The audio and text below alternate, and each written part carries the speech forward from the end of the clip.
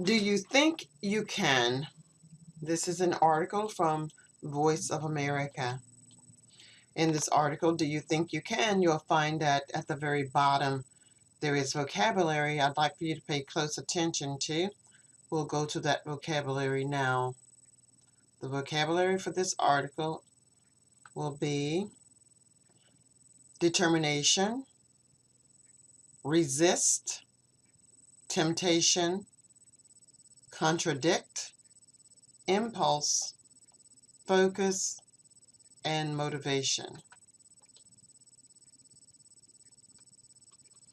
As you read along with me in this article, if there are words, phrases, slang, anything that you don't understand, please let me know and we can discuss those during our class. I'm Dr. Priscilla. Do you think you can? It takes willpower to get into shape or lose weight. This personal trainer is helping a woman get more fit.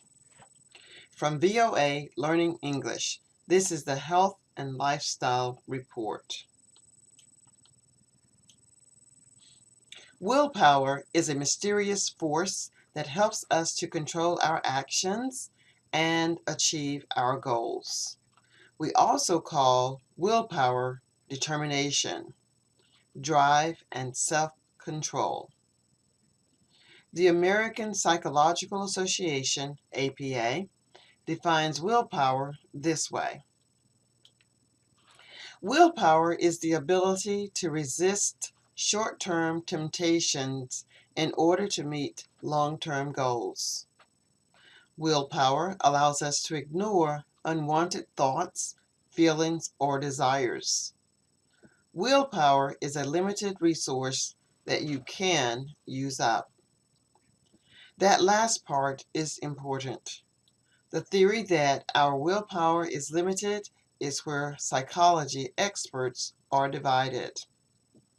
For many years in the world of psychology, the widely accepted theory has been that our willpower, our self-control, is limited.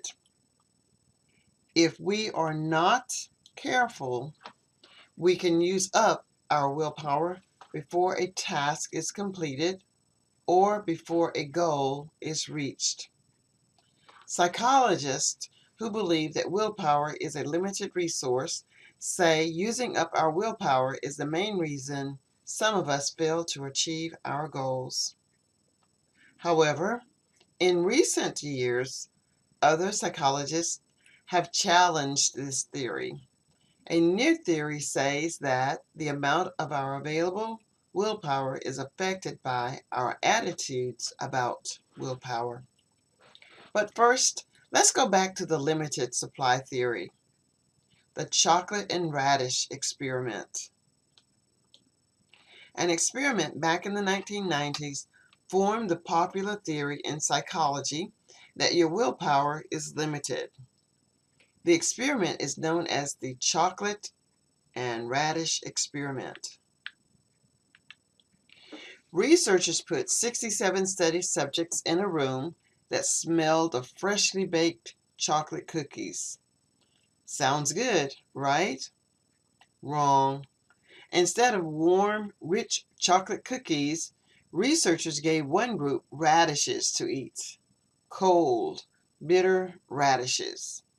The other group of subjects ate the chocolate cookies.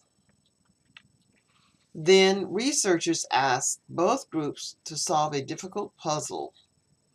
The group that ate the radishes gave up on the puzzle after 9 minutes. The group that ate chocolate cookies worked twice as long on figuring out the puzzle.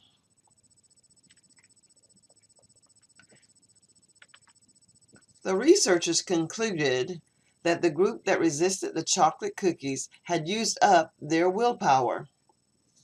Willpower is like a muscle that can lose strength and tire.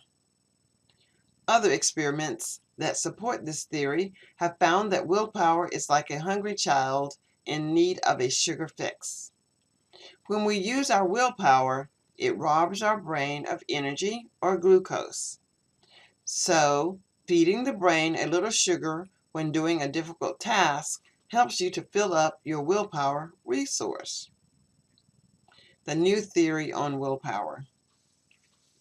But a new theory contradicts the idea that willpower is limited and can be charged up with sugar. Carol Dweck is a professor of psychology at Stanford University. In 2013, she and her team asked 87 college students in Germany, Switzerland, and the United States to describe their beliefs on willpower. Some said they believed willpower is a limited resource.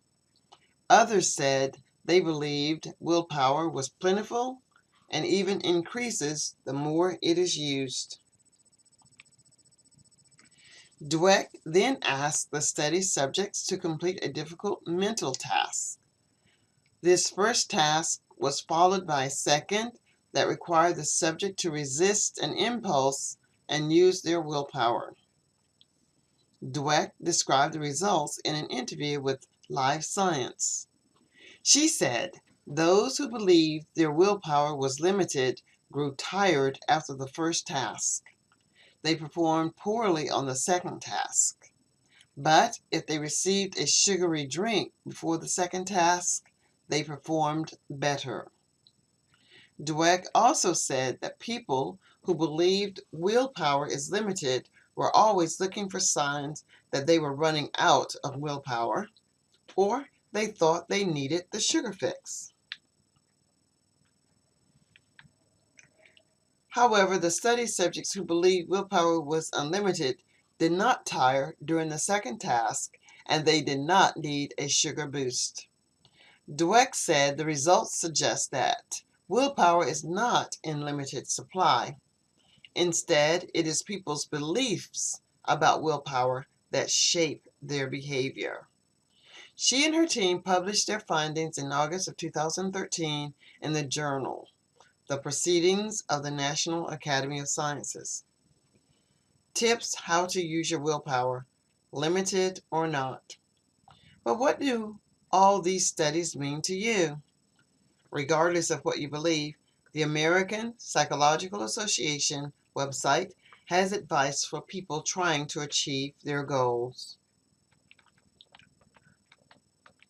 Avoid temptations. If you believe that your willpower is limited, remove outside temptations. This way, you will not waste your willpower. As the expression goes, out of sight, out of mind.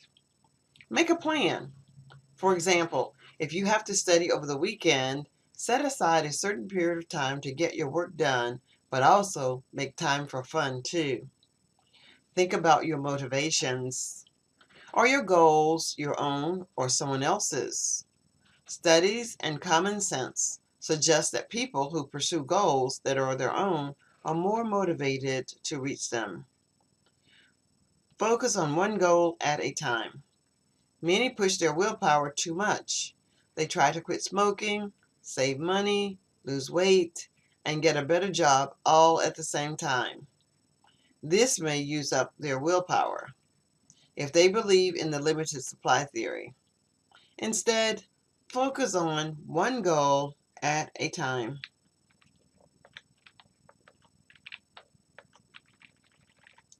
Think you can. There is evidence to support that if you believe you can do it, you can. A little positive thinking goes a long way. Thank you for listening. This is Dr. Priscilla. 1, 2, 3.